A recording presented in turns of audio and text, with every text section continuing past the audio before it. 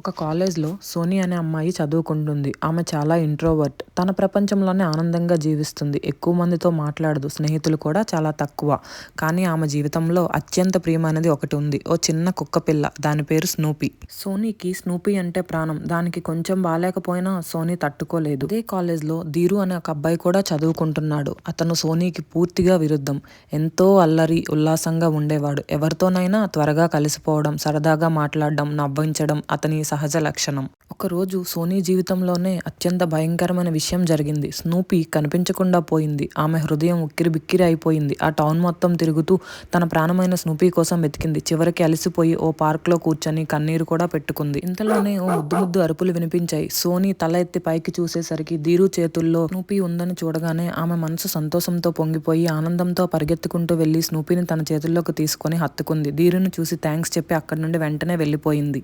2 రోజుల తర్వాత సోనీ కాలేజ్లో ధీరును చూసి ఆశ్చర్యపోయింది. నిన్న తన స్నూపీని ఇచ్చిన వ్యక్తి ఇతనేనా అని ధైర్యం తెచ్చుకొని ధీరుతో మాట్లాడింది. నిన్న రాత్రి నేను చాలా టెన్షన్లో ఉండి మీకు బాగా థ్యాంక్స్ కూడా చెప్పలేదు అంది సోనీ. ధీరు చిరునవ్వుతో పర్లేదు, మీ పరిస్థితి నాకు అర్థమైంది అన్నాడు. ఆ రోజుతో వారి మధ్య పరిచయం ఏర్పడింది.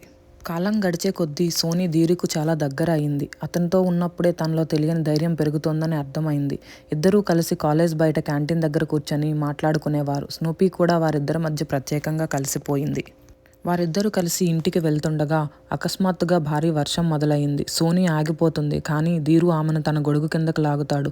తొలిసారి సోనీ అతని కళ్ళల్లోకి చూసి ఏదో కొత్త భావన అనుభవిస్తుంది. ఆమె తన మనసుకు ఒక సురక్షితమైన స్థలం దొరికినట్టు ఫీల్ అవుతుంది. ఒకరోజు సాయంత్రం సోనీ మరియు ధీరు వారి ఇష్టమైన పార్క్లో కూర్చుంటారు. సోనీ తన మనసులోని భావాలను వ్యక్తం చేయాలనుకుంటుంది. కానీ మాటలు రావటం లేదు. ఆమె ధీరు వైపు చూస్తూ కూడా తీసుకొని తన మనసులోని ప్రేమను ధీరుకు వ్యక్తం చేస్తుంది. సోనీ తన మనసులోని ప్రేమను ధీరుకి వ్యక్తం చేసిన తర్వాత ఆనందంతో నిండిన ధీరు చిరునవ్వుతో తాను కూడా చాలా కాలంగా సోనీని ప్రేమిస్తున్నానని, కానీ అందుకు సరైన సమయం కోసం ఎదురు చూస్తున్నానని చెప్పాడు. తన స్నేహాన్ని ప్రేమగా ఎక్కడ మార్చలేనన్న భయంతో ఎదురు చూస్తూ ఉండిపోయానని కూడా చెప్పాడు.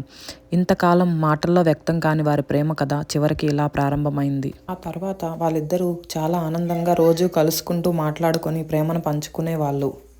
తర్వాత రోజు ఉదయం సోనీ ఎప్పట్లానే కాలేజ్కి వెళ్ళింది. ధీరు కోసం చూస్తుంది. కానీ ధీరు ఎక్కడ చూసినా కనిపించలేదు. కాలేజ్ మొత్తం అతని ఆనవాళ్ళు ఎక్కడా కనిపించట్లేదు. రోజులు గడుస్తున్నాయి. కానీ ధీరు నుండి ఎలాంటి కాల్ కానీ మెసేజ్ కానీ రాలేదు. తన ఆబ్సెన్స్ ఆమెకు అతను ఎంత ముఖ్యమో అర్థమయ్యేలా చేసింది. కాలేజ్లో ప్రతి ప్లేస్ ఆమెకు ధీరుని గుర్తు చేసింది. ఈ పరిస్థితిలో ఆమె మరింత ఒంటరిగా ఫీల్ అయ్యి ఇంకా కుంగిపోవడం మొదలుపెట్టింది. సోనీ ధీరును చూడక చాలా నిరాశతో ఉంది. అప్పుడే స్నూపీ ఆనందంగా మరుగుతుంది. తిరిగి చూస్తే ధీరు చిలిపిగా నవ్వుతూ నిలబడి ఉన్నాడు. నన్ను మిస్ అయ్యావా అని సరదాగా అడిగాడు. సోనీ కళ్ళల్లో ఆనంద బాష్పాలు తారాడుతూ మాటలు రాకుండా తొలగింది. ఆలోచించకుండా అతని చేతులు పట్టుకొని అతని గుండెల్లోకి చేరుకుంది. ధీరు పక్కకు తప్పుకొని తన వెనక నిలబడి ఉన్న తన పేరెంట్స్ని చూపించాడు. వారు సంతోషంతో చిరునవ్వులతో ఉన్నారు. మేము అన్నీ తెలుసుకున్నాం అని తన తల్లి మృదువుగా చెప్పింది. మా కూతురిని ఇంటికి తీసుకెళ్లడానికి వచ్చాము అని అంది.